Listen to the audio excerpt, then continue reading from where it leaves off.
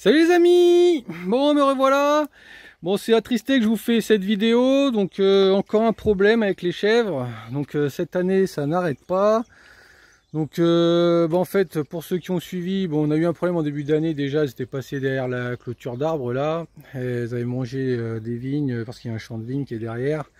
On avait eu des problèmes avec le vigneron. Donc, du coup, on avait rajouté un filet électrique. Et puis, elles y retournaient plus.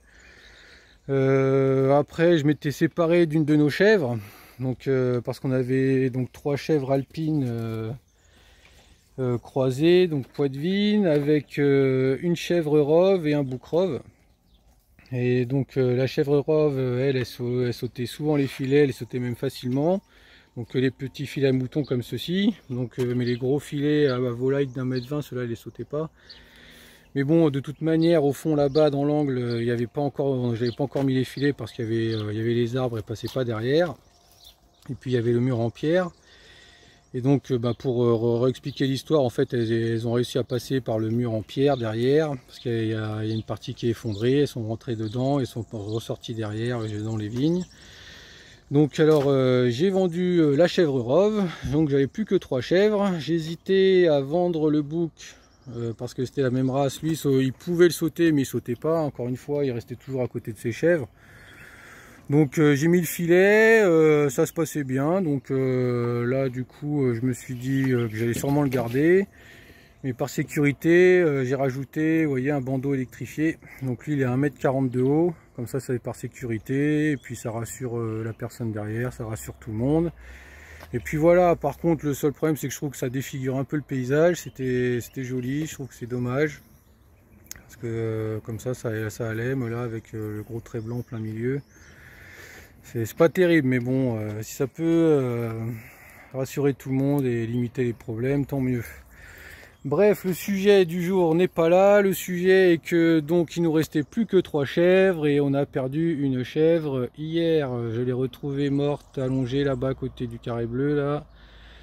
Hier matin, elle était là, allongée, morte. Voilà. Donc elle avait le ventre gonflé. Donc ce serait la météorisation.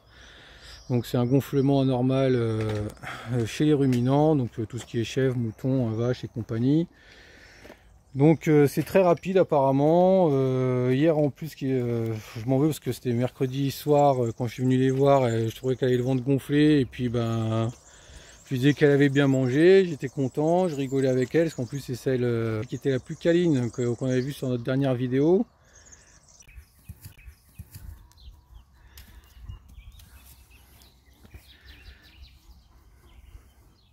Mais en plus c'était notre meilleure laitière, donc comme par hasard quoi. Donc nous voilà maintenant avec plus que 2 chèvres. C'est vraiment, je vous dis, cette année c'est vraiment embêtant avec les chèvres, on n'a que des problèmes. Donc maintenant il nous reste notre deuxième meilleure laitière qui est ici, et donc la deuxième derrière.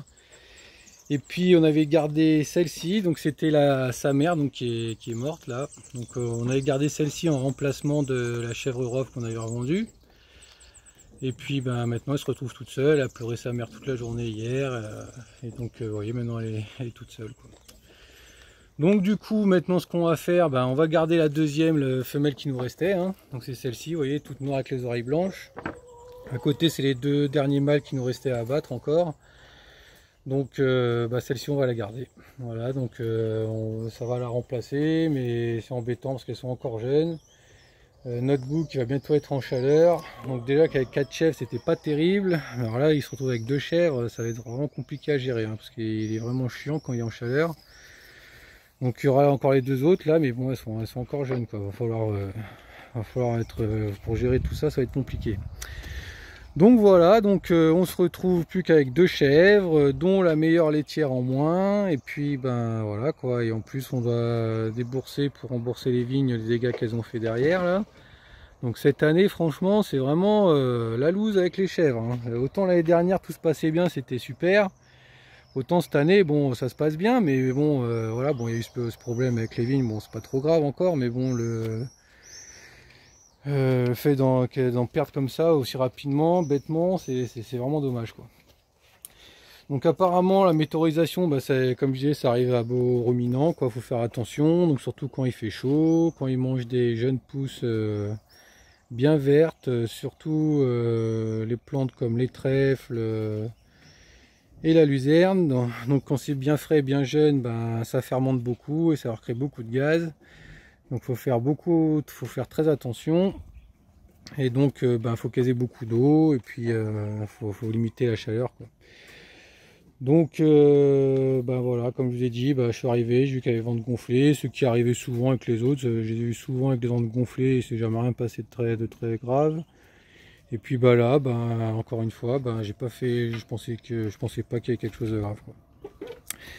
Donc encore une chose à apprendre, je vais voir ça de plus près, mais bon apparemment quand ça arrive, il faut bon, la masser, la faire marcher, il faut l'aider à évacuer, donc parce que les ruminants ils évacuent beaucoup les gaz par la bouche, donc faut l'aider à évacuer et lui donner de la paraffine liquide, donc ou de l'huile de lin apparemment, ou du liquide vaisselle aussi, c'était marqué. Et donc c'est pour empêcher la mousse de se former, parce qu'il y a une mousse qui se forme, qui emprisonne les gaz et qui fait que bah, après s'étouffe, quoi, et puis ça gonfle. Donc apparemment il faut leur donner ça pour éviter qu'il y ait de la mousse et puis bah, l'aider à évacuer les gaz, quoi. Si j'avais su, bah, j'aurais pu faire quelque chose. Donc bah, je vous ai dit, le lendemain je suis arrivé, elle était là allongée, morte, et puis voilà. Donc voilà, je suis triste de l'avoir perdu parce que franchement c'était une de mes préférées, donc mais bon, c'est comme ça. Donc encore une nouvelle expérience, des nouvelles choses à apprendre, et puis ben voilà, quoi, hein. Donc pour le reste, bah, comme vous avez vu, bah, j'ai renforcé leurs petits abris. Là, j'avais dit la dernière fois qu'ils avaient commencé à grignoter les parois, ils avaient fait des trous. Donc j'ai mis des renforts, donc déjà ça renforce la structure, et puis bah, comme ça ils arrêtent de grignoter les parois, parce que là c'était quand même embêtant. Donc voilà, voilà les nouvelles. Pas super, mais bon c'est comme ça, hein, ça peut pas toujours être au top, hein. Donc bah, si vous avez des questions ou autres, hein, bah, sur les commentaires comme d'habitude, et puis moi je vous dis à bientôt pour une prochaine vidéo. Allez!